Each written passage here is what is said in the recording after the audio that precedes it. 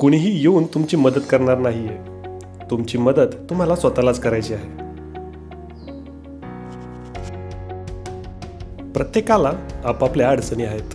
प्रत्येकाला आपापली स्वप्न आहेत. मग ते तुमची स्वप्न आणि तुमच्या अडचणी सोडवण्यात स्वतःचा अमूल्य वेळ वाया घालवतील की स्वतःचे स्वप्न पूर्ण करण्यात, हाही विचार करण्यासारखा एक भाग आहे. माणुसकीच्या नात्याने, प्रेमाच्या भावाने ते एक दोनदा मदत करतीलही, पण प्रत्येक वेळेस त्यांनाही शक्य नाही आहे. आणि आज तुम्हाला कोणी मदत केली तर उद्या कोणी करेलच याची शाश्वती काय? तुम्हाला स्वतःच्या पायावर कधी ना कधीतरी उभं राहावं लागणारच ना. पण प्रत्येक गोष्टीसाठी नेहमी दुसऱ्याच्या भरोश्यावर राहणं परावलंबित्व तरी नकोय आयुष्यात. कारण आयुष्य हे कधीच सरळ सरळ नसतं. त्याच्यात वेडीवाकडी वळणं, अनोळखी क्षेत्रे, नवनवीन संधी आणि त्याचप्रमाणे नवीन नवीन धोके हे असणारच. आयुष्यात अडचणी येतच राहणार, त्या संपणार नाही आहेत. कधी स्वरूप बदलतील तर कधी तीव्रता, पण ते तुमच्या आयुष्यात नक्कीच येणार. आयुष्याची जर कुणासोबत तुलना करायची झाली तर एखाद्या शिखरासोबत आपण करू शकतो. अडचणींचा शिखर.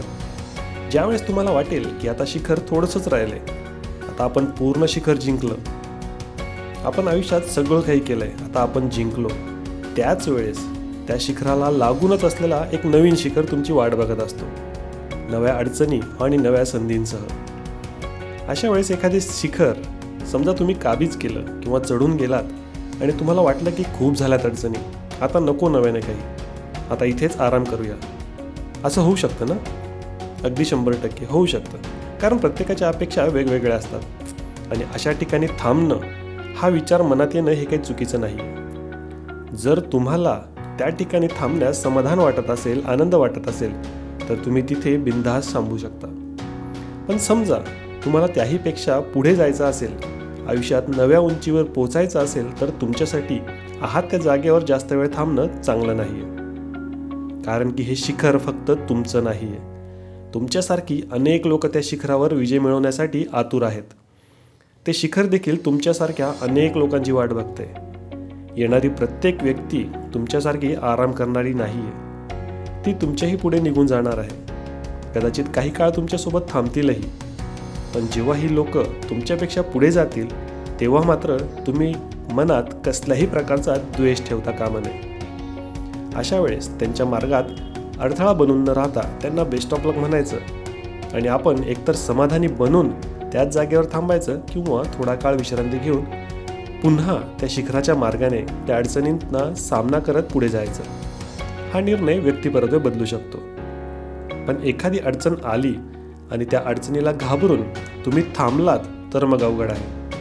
आणि त्यातल्या त्यात कोणीतरी येऊन तुमची मदत करेल आणि मगच तुम्ही त्या अडचणींना पार कराल, त्यातून स्वतःची सोडवणूक कराल, असं जर तुम्हाला वाटत असेल तर तुम्ही फार मोठी चूक करताय.